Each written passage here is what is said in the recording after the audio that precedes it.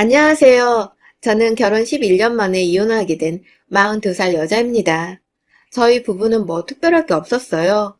평범하게 지인의 소개로 만나 연애를 했었고, 뜨겁진 않았지만 잔잔하고 편안하게 사랑을 했고, 너무나 당연하게 결혼할 나이에 결혼을 했습니다. 큰 어려움이 한 번도 없었으니까 결혼 후에도 당연히 그럴 줄 알았어요. 그래서 너무나 당연하게 죽을 때까지 남편 하나만 보고 살 줄 알았는데, 모든 게 다 저만의 생각이었더라고요. 결혼 초반 때는 누구나 그렇듯이 별 문제가 없었어요. 되려 시댁과 사이가 너무 좋아서 정말 과할 정도로 화목했었어요. 그런데 저희가 결혼한 지 3년이 넘었는데도 아이가 안 생기더라고요. 그래서 진짜 시부모님과 신우한테 엄청난 시집살이를 당해야만 했습니다. 어느 정도로 심했냐면요. 시집살이를 견디다 못해 제가 위경련으로 쓰러져 입원할 정도였어요. 일단 평일에 툭 하면 일하는 사람 불러내서 집안일 시키는 건 기본이었고, 혼자 사는 남편의 여동생 집에 일주일에 3번씩 가서 청소를 해줘야만 했습니다. 그뿐만 아니라 가족 모임에도 전 거의 투명인간이나 마찬가지였어요. 음식 차리는 아줌마? 그 정도도 못했어요. 음식은 혼자 다 준비하는데 제대로 먹지도 못했고, 다들 쉬러 들어가면 그때 돼서야 저는 치우기 전 밥을 먹고 새벽까지 뒤처리를 해야만 했어요. 근데 진짜 이 정도만 했으면 이렇게 서럽지도 않았을 거예요. 저희 시댁은 매년 못해도 계절이 바뀔 때마다 해외여행을 갔었는데, 저는 결혼을 하고 딱 1년째 빼고는 단 한 번도 가보지도 못했어요. 애도 못 낳는 며느리를 보면 스트레스를 풀러 간 여행에서 더 스트레스를 받는다며 시어머님이 난리를 치셨거든요. 시녀 노릇을 안 하면 되지 왜 했냐고 하시겠지만, 그때는 남편을 너무 사랑했었고 또 아이를 못 갖는 게 다 제 탓인 줄 알았거든요. 시어머님이 자주 가는 절에 스님이 제가 자식운이 없어서 자식이 없는 거라고 했다나 봐요. 진짜 말도 안 되는 소리였는데 그냥 사람을 완전 세뇌시켜서 죄인으로 만들어버리니까 저도 제가 죄인인 것만 같았어요. 그리고 저희 친정에서도 다들 나이가 많으셔서 그런지 아이가 안 서는 건 여자 탓이라고 하더라고요. 그래서 전 시댁에서도 친정에서도 아이를 못 낳는 골칫덩어리였어요. 그러다 보니 시집살이도 받아들일 수밖에 없었습니다. 양쪽에서 다 제 문제라고 하니까요. 그러다 제가 너무 힘이 들어서 남편에게 검사를 받아보자고 말을 했어요. 근데 남편이 병원을 절대 안 갈 거라고 화를 내더라고요. 그래서 저는 남편에게 이유를 물었어요. 내가 문제가 있는 것도 아닌데 왜 가야 하는데? 안 간다고. 갈 거면 당신 혼자 가. 여보, 내 말에 뭔가 오해를 한 것 같은데 그냥 검사만 받아보자는 거야. 당신이 문제가 있다는 게 아니라 아이를 어떻게 하면 가질 수 있는지 그 방법을 알아보러 가는 거라고. 남편은 거길 가는 것 자체가 자기 중요 부위에 문제가 있다고 말하는 것 같다고, 기분 먹었다고, 절대 싫다고 하더라고요. 그래서 결국 병원도 제대로 가보지 못하고 저는 혼자 보약을 지어 먹었어요. 그렇게 또 시간만 흘러갔고 점점 시집살이는 심해져만 갔습니다. 하루는 시어머님이 집 창고 정리를 하라고 시키셔서 혼자 무리를 하다 무거운 짐을 들고 계단에서 떨어져 큰일이 날 뻔했어요. 아니, 조금만 더 늦게 발견됐으면 정말 저 세상 갈 뻔했다고 하더라고요. 그런데 그 상황에서도 시어머님은 저에게 야단을 치셨어요. 진짜 쓸모가 없다. 어쩜 쟤는 하는 것마다 저 모양이니. 애도 못 낳고 일도 제대로 못하고. 아휴, 자기 때문에 청소를 하다 다쳐서 병실에 누워있는 며느리한테 의자에 앉아 제대로 할 줄 아는 게 없다며 소리치시는 시어머니가 어디 또 있을까요? 그 기분 아시나요? 너무 서러워서 너무 슬퍼서 그 서러움이 입 밖으로 안 나오는 기분이요.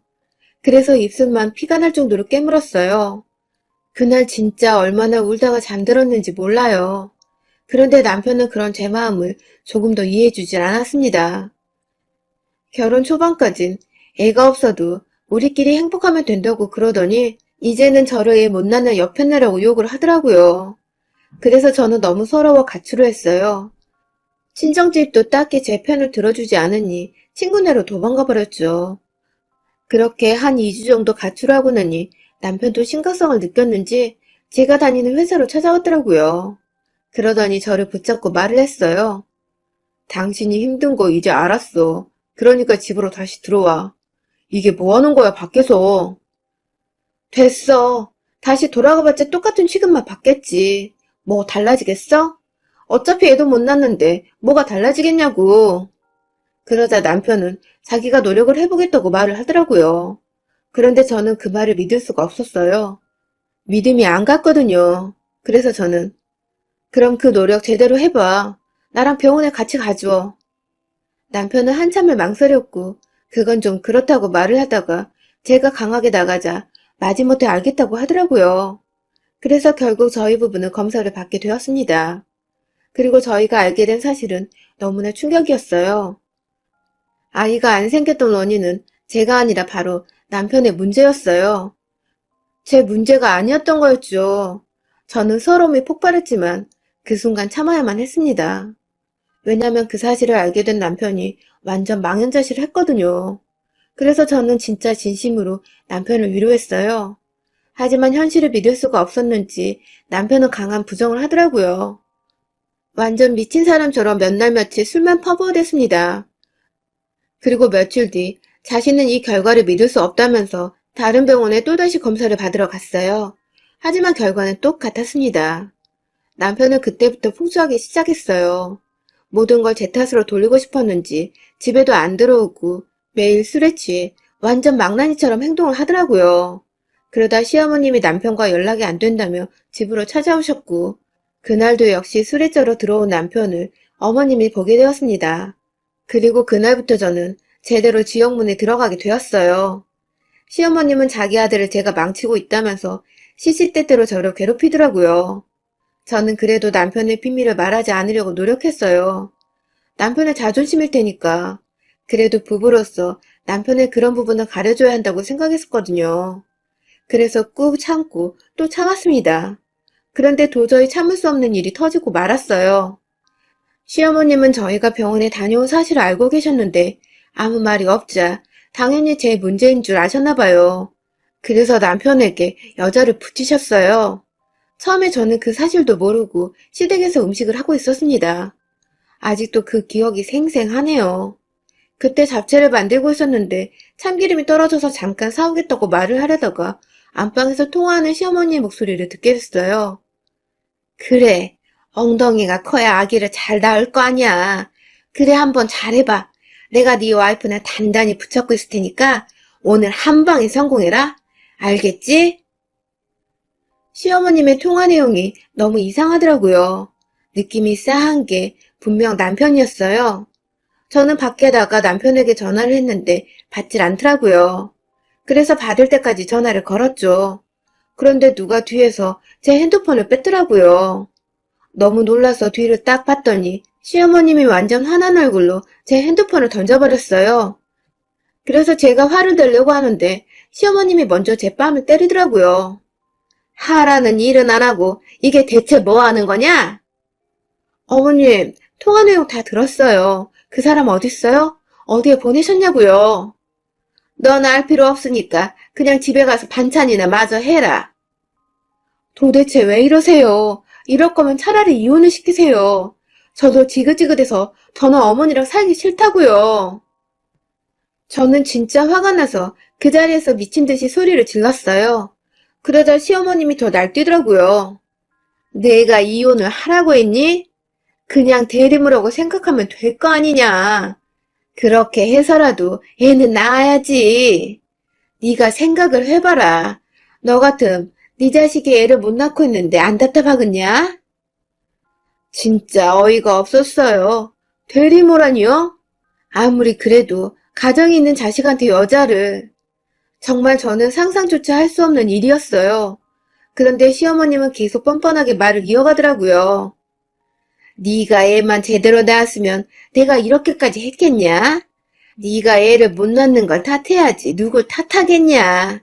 그러니까 잔말 말고 들어가서 음식이나 해라. 시어머님은 저렇게 말을 하고 안으로 들어가려고 하더라고요. 결국 인내심이 폭발한 저는 시어머니께 모든 사실을 다 말해버렸어요. 제가 문제가 아니라고요. 제가 아니라 이 집 아들이 어머님 아들이 아이를 못 갖는 거라고요. 제 말에 시어머님은 제 앞으로 와서 제 뺨을 또 때렸어요. 뚫린 입이라고 이걸 확? 너 죽고 싶어? 어딜 내 아들을 모함해? 당신 아들한테 확인을 해보시던가요. 이미 병원 두 곳에서 다 확인했다고요. 제 말에 완전 충격을 받은 어머님은 철퍼덕 바닥에 주저앉으시더라고요. 그러더니 끝까지 제 말을 못 믿겠다면서 부정하셨어요. 그래서 저는 시어머니에게 똑바로 확인해보라고 말을 남기고 시댁을 나와버렸어요. 그리고 나오면서 제가 정성껏 만들었던 음식을 싹 다 버려버렸어요. 그 인간들 주둥이로 들어갈 거 생각하니까 진짜 너무 짜증이 나더라고요. 그래서 음식을 버리고 친정집으로 바로 가버렸어요. 울면서 집으로 들어가 저희 가족들에게 그동안 있었던 모든 일들을 말해줬어요. 진짜 저희 집은 한바탕 난리가 났죠. 그동안 제가 죄인인 줄 알고 참고 살라고 했던 건데 모든 게 다 남편 탓이니까 가족들도 완전 뒷목을 잡았어요. 저희 아버지, 어머니는 저한테 너무 미안하다며 눈물을 보이셨고요. 솔직히 가족들한테 너무 서운했었는데 이렇게 아버지가 눈물을 보이시니까 그 원망과 미움이 다 풀리더라고요. 저희 부모님들도 저한테 그러고 싶으셔서 그런 건 아니었을 테니까요. 그렇게 한참을 부모님과 오해를 풀고 나서 저는 새 핸드폰을 구매했고 바로 남편한테 전화를 했습니다. 낮에는 그렇게 전화를 안 받던 남편이 늦은 저녁이 되니까 전화를 받더라고요. 야, 네가 우리 엄마한테 말했냐? 제가 전화를 하자마자 남편을 욕을 퍼부으며 저렇게 말을 했어요. 저는 그 태도가 너무 뻔뻔해서 말문이 턱 하고 막히더라고요. 지가 저한테 큰 소리 칠 때가 아닌데 저를 막 몰아세우니까 정말 어처구니가 없었어요. 그래서 저도 같이 욕하면서 싸웠죠. 뭐가 그렇게 당당해서 나한테 따지는 거야? 당신이 나한테 그런 말할 자격이 있다고 생각해? 지금 당신 바람 폈잖아. 다른 여자랑 자고 왔잖아. 이게 무슨 바람이야. 우리를 위해서 내가 희생하는 거지. 뭐? 희생? 당신이 애를 못 갖는데 다른 사람이랑 잠자리랑 하는 거랑 우리의 희생이랑 대체 무슨 상관인데. 말이 되는 소리를 하라고 이 인간아. 내가 애를 못 갖는 것도 아니고 당신이 못 갖는 거라고.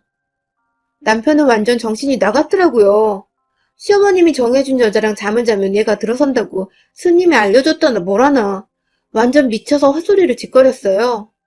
도대체 그 스님이 뭐라고 그 말을 맹신하냐고요. 제 생각에 스님은 핑계고 그냥 자기가 다른 여자랑 자고 싶으니까 괜히 시어머님과 스님을 들먹이는 것 같다고 느껴졌어요.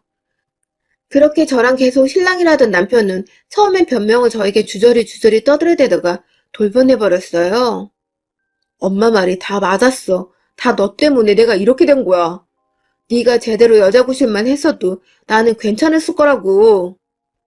미친 소리를 하면서 저를 위협하는데 더 이상 남편과는 대화를 하면 안 되겠다는 생각이 들더라고요. 어차피 이미 통화 내용은 다 녹음했고 중요한 내용들은 다 들어있으니까 저는 그냥 전화를 끊어버렸어요. 그리고 절차대로 이혼 소송은 차차 준비해 나갔습니다. 처음엔 적당히 합의 보고 그냥 깔끔하게 합의 이혼을 하려고 했는데 시어머님이 저한테 이혼하고 싶으면 다 두고 네 몸만 나가라? 라고 하시더라고요. 저는 그렇게는 못하겠어서 그동안 제가 당했던 시집살이에 대한 대가를 내놓으라고 말을 했어요. 안 그럼 성매매로 신고를 하겠다고 했죠. 어쨌든 대가를 치르고 남편과 다른 여자를 잠자리하게 했으니까요. 그게 팩트니까요. 그래서 저는 더 세게 시어머니에게 협박 아닌 협박을 했어요.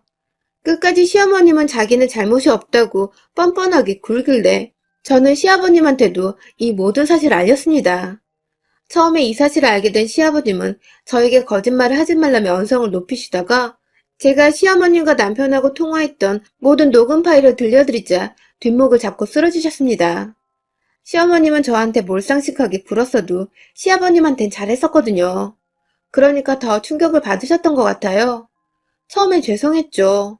그런데 저는 그동안 시댁 식구들한테 너무 많이 당해와서 시아버님한테 솔직히 죄송한 마음이 안 들었어요. 한편으로 속이 시원했어요. 제가 당한 거에 비하면 발톱의 때만큼도 못하니까요. 그 사건으로 지 잘난 아들 잘못인지도 모르고 무조건 제 탓을 하던 시아버지 시어머니의 코가 제대로 납작해졌으니까요. 그 후 며느리 잡던 시댁과 전 완전히 상황이 뒤바뀌었습니다. 그러자 시아버님이 쓰러지기 전까진 저한테 큰소리 뻥뻥 치던 시어머니가 남편도 시아버님이 정신을 차리고 난 뒤 무슨 일이 있었는지 저한테 함부로 못하더라고요. 그래서 그 인간들과 그나마 대화라는 걸 할 수 있게 되었어요. 진짜 그전까진 막무가내식으로 나와서 대화 자체가 안 됐었거든요. 사태 파악 제대로 한 시아버님과 시어머님은 저와 합의를 보려고 난리를 쳤고 그 덕에 저는 시댁에게서 제대로 보상을 받을 수가 있게 되었습니다. 제가 했던 가사노동과 심적 고통의 대가, 솔직히 한 푼도 안 남기고 다 뺏어 먹어도 모자라지만 그래도 받아낼 수 있을 만큼 크게 받아냈어요.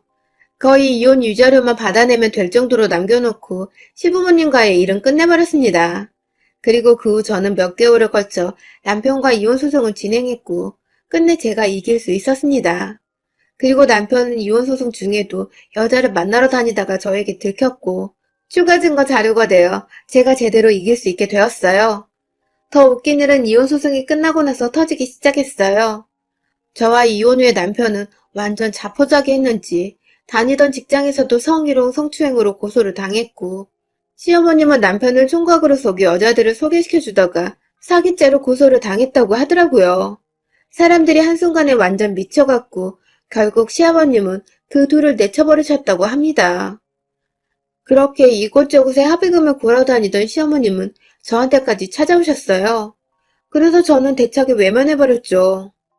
애미야, 내가 미안했다. 이번만 좀 도와줘라. 소송 중에도 정신을 못 차리시던 분이 이제 제대로 상황 파악이 되셨나 보네요. 내가 그땐 진짜 뭐에 씌었나 보다. 너도 내 입장이 되어봐라. 자식 새끼가 알을 못 낳는다는데 어디 제정신으로 살아갈 수 있겠니? 어머님의 잘못을 정당화시키지 마세요. 입이 100개 아니 1000만 개 달렸어도 어머님은 할 말이 없어야 되는 게 맞는 거라고요. 아시겠어요? 그러니까 다신 저 찾아오지 마세요. 자리를 박차고 나가려는데 제 앞에 무릎을 꿇으시는 시어머님. 그 모습을 보자니 순간 감정이 욱하고 올라와서 저도 모르게 뺨따구로 날려버렸습니다. 저도 깜짝 놀랐고 시어머님도 눈이 튀어나올 만큼 커졌어요. 그런데 지난날의 모든 기억들이 떠올라 참을 수가 없었어요. 조금만 더 잘해주시지. 아니, 기본적인 사람 취급이라도 해줬으면 제가 이렇게까지 화가 나진 않았을 거예요. 시어머님은 이런 제 감정을 이해하지 못하고 또 큰 소리를 치셨어요. 너무한 거 아니냐? 그래도 내가 네 시어머니인데. 시어머니? 아직도 정신을 못 차리셨네요? 이 정도로 끝나는 걸 감사하게 생각하세요. 뺨으로 때린 걸 다행이라고 생각하시라고요. 아시겠어요? 저는 솔직히 당당하니까 그래서 더 큰 소리를 쳤어요. 그리고 시어머님을 밀치고 커피숍을 나와버렸습니다. 지금 생각해봐도 뺨이라도 때리고 끝낼 수 있었다는 게 조금은 속이 후련하더라고요. 그게 아니었으면 진짜 지금까지 많이 속상했을 거예요. 아무튼 그 후 저와 시댁은 완전히 연락이 끊어졌고 최근에야 소식을 듣게 되었어요. 남편과 같이 회사를 다니던 제 지인이 있었는데 남편은 그 사건으로 회사에서 쫓겨났고 합의가 이루어지지 않아서 결국 실형을 살게 되었다고 하더라고요. 그리고 확실치는 않지만 시어머님 역시 같이 들어갔다고 하는 것 같았어요. 하늘이 진짜 그 집을 풍비박살 내려고 하는지 신우가 사기 결혼을 당해서 시아버님이 그나마 가지고 있던 재산까지 싸그리 털렸다고 하더라고요. 그 소식에 진짜 소름이 쫙 끼쳤어요. 역시 나쁜 짓을 하고 잘 살 수가 없나 봐요. 하루라도 빨리 그 집을 나오길 잘했다는 생각이 들었어요. 아니었으면 그 시기에 저까지 당했을지도 모르잖아요. 그래도 같이 산 정이 있다고 하는데 저는 그 정마저 다 털려버려서 더 이상 불쌍하다는 생각도 들지 않네요. 가장 예쁜 나이 때부터 이혼을 할 때까지의 시간을 생각해보면 너무나 서럽고 아까워 죽겠지만 그래도 그 지난 날들을 툭툭 다 털어버리고 지금은 작은 가게를 차려 일에 몰두하고 있습니다. 올해는 코로나 때문에 좀 많이 힘들지만 그래도 나를 위해 나만을 위해서 뭔가를 할 수 있다는 거에 감사해하며 살고 있어요. 다른 분들께도 많은 피해가 있으실 텐데 다들 힘내시길 바랍니다. 앞으로는 우리에게 더 좋은 일들만 생길 거예요. 모두 더 나은 하루하루가 되시길, 더 행복한 하루하루가 되시길 간절히 바라봅니다. 여러분의 생각은 댓글로 남겨주세요. 오늘도 시청해주셔서 정말 감사합니다.